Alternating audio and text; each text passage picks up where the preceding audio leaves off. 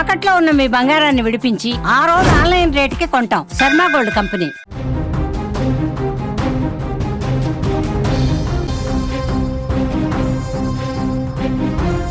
Breaking news చూస్తున్నాం. ఏపీలో liquor scam ప్రకంపనలు రేపుతోంది. మిథున్ రెడ్డి అరెస్టుతో వైసీపీలో ఒక్కసారిగా కలవరం మొదలైంది. ఛార్జ్షీట్లో జగన్ పేరుతో కేసు మరొక మలుపు తీసుకుంది. కేసులో వాట్ నెక్స్ట్ అనే దాని మీద సర్వత్రా ఆసక్తి కనిపిస్తోంది. స్కామ్లో జగన్ కీలకం అని ఆరోపణలు వస్తున్న నేపథ్యంలో జగన్ పాత్రపై విచారణ తర్వాతే నిర్ణయం ఉండబోతుందని తెలుస్తోంది. ఈ త్వరలో ఏపీ రాజకీయాల్లో సంచలనం నమోదు కాబోతున్నట్టుగా సమాచారం వస్తోంది.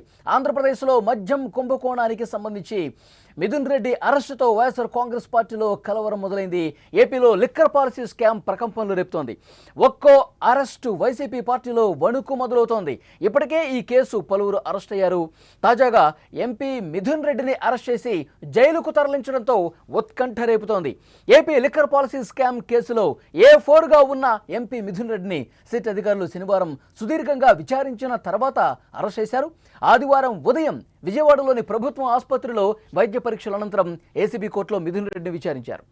ఇరు పక్షాల వాదనలు విన్న న్యాయమూర్తి ఆగస్టు 1వ తేదీ వరకు మిథున్ రెడ్డికి రిమాండ్ విధించారు. అనంతరం పోలీసులు మిథున్ రెడ్డిని రాజమండ్రి సెంట్రల్ జైలుకు తరలించారు. లిక్కర్ స్కామ్లో ఎంపీ మిథున్ రెడ్డిపై సిట్ ఏసీబీ కోర్టుకు సమర్పించిన రిమాండ్ రిపోర్ట్లో సంచలన విషయాలు ప్రస్తావించింది. ఆంధ్రప్రదేశ్లో వైసీపీ ప్రభుత్వం ఉన్న 2019 నుంచి 2024 మధ్య కాలంలో తీసుకొచ్చిన కొత్త మద్యం పాలసీలో మిథున్ రెడ్డి పాత్ర స్పష్టంగా ఉందని కోర్టుకు సమర్పించిన రిమాండ్ రిపోర్ట్లో సిట్ పేర్కొంది. మిథున్ రెడ్డిని కుట్రదారుగా అభివర్ణించిన సిట్ మద్యం విధానంలో మార్పులు అమలు, ఇతర నిందితులతో కలిసి డిస్టిలరీలు, సప్లయర్ల నుంచి నగదు తీసుకున్నట్లు ఆరోపణలు చేసింది. పక్కా ప్లాన్ ప్రకారమే, ఒక పకడ్బందీ ప్రకారమే అనుచిత లబ్ధి పొందేందుకు 2019-24 మధ్య రాష్ట్రంలో మద్యం ధరలను అనూహ్యంగా పెంచి తద్వారా డిస్టిలరీల నుంచి ముడుపులు అందుకున్నారని ఆరోపించింది సిట్. ఈ క్రమంలోనే మిథున్ రెడ్డి పలుమార్లు అప్పటి సీఎం కార్యదర్శి ధనంజయ రెడ్డి, ఓఎస్డీ కృష్ణమోహన్ రెడ్డి ఈ కేసులో A1గా ఉన్నటువంటి రాజకేశ్వర రెడ్డితో చర్చలు జరిపారని కోర్టుకు తెలిపింది. మొత్తం ప్రభుత్వానికి 3,500 కోట్ల ఆర్థిక నష్టం వాటిల్లినట్టు సిట్ ఆరోపణలు చేసింది. అయితే చివరికి ఈ ముడుపులు ఎవరికి చేరాయన్న దానికి సంబంధించి సిట్ ఇంకా లోతుగా దర్యాప్తు చేయాల్సినటువంటి అవసరం ఉందని చెప్పింది. జగన్కు ఉచ్చు బిగుస్తున్నట్టుగా వార్తలు వస్తున్నాయి. అంతిమ లబ్ధిదారు జగనే అనే చర్చ చాలా బలంగా జరుగుతోంది. ఈ స్కామ్ ద్వారా వేల కోట్లు జగన్కు చేరాయని, వాటిని ఎన్నికల్లో ఖర్చు పెట్టారనే ఆరోపణలు కూడా ఉన్నాయి. అలాగే లిక్కర్ ఛార్జ్షీట్లో సిట్టు పలుమార్లు మాజీ సీఎం జగన్ పేరు ప్రస్తావించడం సంచలనంగా మారింది. ఛార్జ్షీట్లో జగన్ పేరు చాలా చోట్ల ప్రస్తావించింది. అలాగే ఈ అభియోగ పత్రంలో ఆయన్ను నిందితుడిగా ఇంకా చేర్చలేదు. ఎందుకంటే దర్యాప్తు కొనసాగుతుంది, దర్యాప్తు ఇంకా లోతుగా జరగాల్సినటువంటి అవసరం ఉంది అని చెప్పి సిట్టు భావిస్తోంది. ఇక అనుబంధ అభియోగ పత్రాలు ఏవైతే ఉన్నాయో వాటిలో జగన్ ప్రమేయంపై ఇంకా స్పష్టత రావాల్సి ఉన్నటువంటి అవసరం ఉందని చెప్పింది. తాజాగా మరో 8 మందిని నిందితులుగా పేర్కొన్నారు. మొత్తం 16 మందిపై అభియోగాలు మోపారు. ఇప్పుడు జగన్ పేరు ఛార్జ్షీట్లో ప్రస్తావించడం ద్వారా ఈ కేసు కీలక మలుపు తీసుకునే అవకాశం కనిపిస్తోంది. సిట్ దాఖలు చేసే తదుపరి ఛార్జ్షీట్తో పాటు తాజాగా నోటీసులు, విచారణపైన ఉత్కంఠ పెరుగుతోంది. ఈ స్కామ్లో జగన్ను విచారిస్తారనేది తాజా పరిణామాల ద్వారా అందరికీ అర్థమవుతోంది.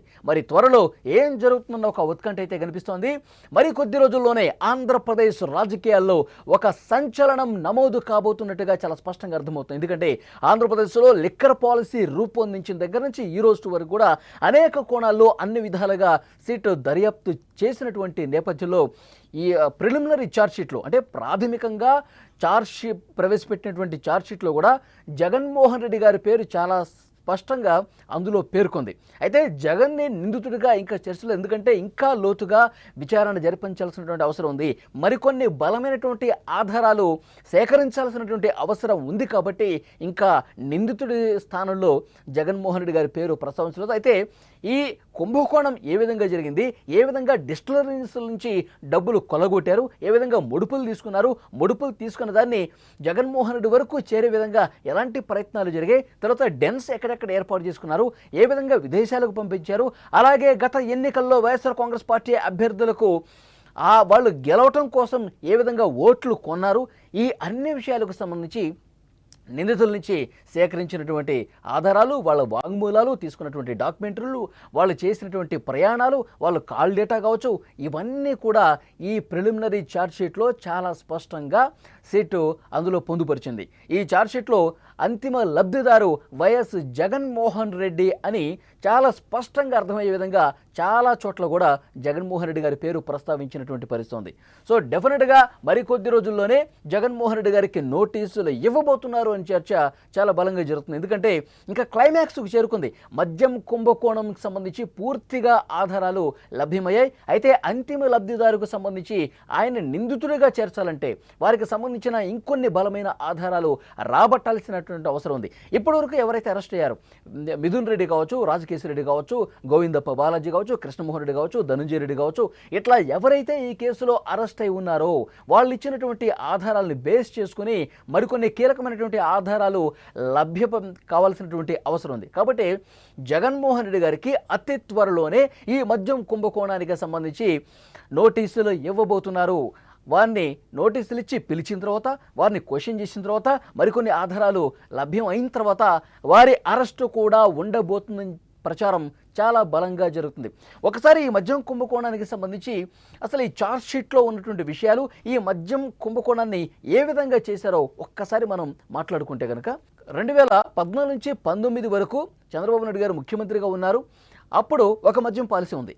కానీ ఎప్పుడైతే వైసీపీ అధికారంలోకి వచ్చిందో, ఎప్పుడైతే జగన్మోహన్ రెడ్డి గారు అధికారంలోకి వచ్చారో అప్పటి వరకు ఉన్న పాలసీని పూర్తిగా రద్దు చేసి ఒక కొత్త పాలసీని తీసుకొచ్చారు. ప్రభుత్వమే మద్యం అమ్ముతుందని చెప్పి ప్రభుత్వం నేరుగా మద్యం దుకాణాలు ఏర్పాటు చేసి ప్రజలకి మద్యం అందించినటువంటి పరిస్థితి ఉంది. అయితే ఈ పాలసీ ఎవరైతే లిక్కర్ తయారు చేస్తారో, ఎవరైతే లిక్కర్ సరఫరా చేస్తారో ఆ కంపెనీల నుంచి ముడుపులు తీసుకున్నారు.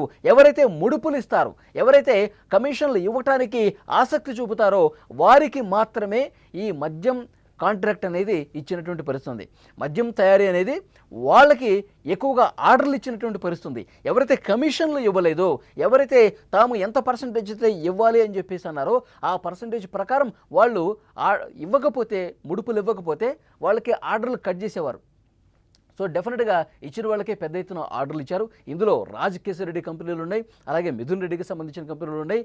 ఎవరైతే ఈ ముడుపులు చాలా ఎక్కువగా ఇస్తారో వాళ్ళకు మాత్రమే ఎక్కువగా ఆర్డర్లు ఇచ్చారని చెప్పి చాలా క్లియర్గా సిట్ అధికారులకు అర్థమైంది. దానికి సంబంధించిన ఆధారాలు కూడా లభ్యమయ్యాయి. అయితే ఒక్కొక్క కేసుకి 150 నుంచి 400 రూపాయల వరకు వసూలు చేశారు. అంటే ప్రతి నెల కూడా ఈ మద్యం సరఫరా డిస్టిలరీస్ కంపెనీ నుంచి 50 నుంచి 60 కోట్లు ప్రతి నెల, మొత్తం ఓవరాల్గా అయితే 3,570 కోట్ల రూపాయల్ని ముడుపుల రూపంలో వసూలు చేశారు. ఇవన్నీ కూడా జగన్మోహన్ రెడ్డి గారికి అత్యంత సన్నిహితం. ఈ వసూలు చేసేదేమో రాజకేశ్ రెడ్డి, వాటిని నేరుగా మిథున్ రెడ్డికి, తర్వాత విజయసాయి రెడ్డికి, గోవిందప్ప బాలాజీ భారతీయ సిమెంట్స్ పూర్తికాలపు డైరెక్టర్గా ఉన్నారు. భారతి గారి ఆర్థిక వ్యవహారాలను చూసే గోవిందప్ప బాలాజీ, వీళ్ళకి ఈ ముడుపులు అనేవి వెళ్ళేవి. వీళ్ళ ద్వారా జగన్మోహన్ రెడ్డి గారికి ఈ ముడుపుల సొమ్ము వెళ్ళింది అని చెప్పి చాలా బలంగా సిట్ వాదిస్తోంది. సిట్ కొన్ని ఆధారాలు కూడా సంపాదించినటువంటి పరిస్థితి ఉంది. అయితే ఈ అంతిమ లబ్ధిదారుకు చేరిన డబ్బుని తర్వాత ఎక్కడెక్కడికి చేర్చారు అనేది చాలా క్లియర్గా సిట్ దర్యాప్తులో వెల్లడించింది. కొన్ని విదేశాలకు పంపించారు, దుబాయ్ లాంటి కంపెనీలకు దుబాయ్లో పెట్టారు, కొన్ని డెన్స్ ఏర్పాటు చేశారు. అలాగే ఇక్కడ ఎన్నికల్లో 200 నుంచి 300 కోట్ల రూపాయలు ఈ మద్యం సొమ్ము ద్వారానే వీళ్ళు ఎన్నికల్లో ఖర్చు పెట్టినట్టుగా కూడా తెలుస్తోంది.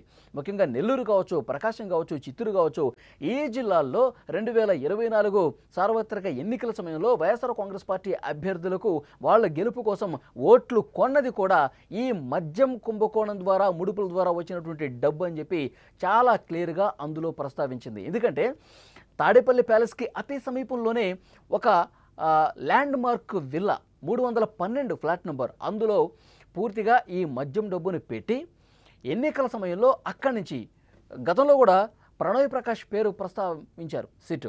ప్రణయ్ ప్రకాష్ను అరెస్ట్ కూడా చేసిన పరిస్థితి ఉంది. ప్రణయ్ ప్రకాష్ చాలా స్పష్టంగా ఆ డెన్కి కాపలాదారుగా ఉండి చెవిరెడ్డి భాస్కర్ రెడ్డి అనుచరులు అక్కడికి వచ్చినప్పుడల్లా డబ్బులు ఇచ్చి, చెవిరెడ్డి భాస్కర్ రెడ్డి అనుచరులు, తర్వాత పిఏలు, తర్వాత గన్మెన్లు అక్కడికి పంపించి అక్కడి నుంచి డబ్బులు తీసుకుని వైఎస్ఆర్ కాంగ్రెస్ పార్టీ అభ్యర్థులకు అందజేసిన పరిస్థితి ఉంది. దీనికి సంబంధించి కూడా క్లియర్గా ఆధారాలు సంపాదించింది. అలాగే రాజకేశ్వరరెడ్డి తన ఏదైతే డిజిటల్ కంపెనీలు అక్కడ పెట్టి డబ్బులు కొల్లగొట్టాడో ఆ డబ్బు ద్వారా తను సినిమాలు తీసి కొన్ని స్టార్టప్ కంపెనీలు క్రియేట్ చేసి వాళ్ళ భార్యకు సంబంధించినటువంటి కంపెనీల్లో కూడా ఈ ముడుపులు తరలించాడు. దీని ద్వారా బ్లాక్ మనీని వైట్గా మార్చుకున్నటువంటి పరిస్థితి ఉంది. సో డెఫినెట్గా ఈ మద్యం కుంభకోణం క్లైమాక్స్కు చేరుకుంది దర్యాప్తు. ఇందులో అంతిమ లబ్ధిదారు వైఎస్ జగన్మోహన్ అని చెప్పి కొన్ని ప్రాథమికంగా ఆధారాలు లభించాయి. అయితే పూర్తి స్థాయిలో ఆధారాలు లభ్యమయ్యే వరకు జగన్మోహన్ రెడ్డి గారికి సంబంధించి ఎలాంటి విషయాలు ఇంకా బయటకు రాలేదు అని చెప్పి సిట్ అధికారులు చెప్తా ఉన్నారు.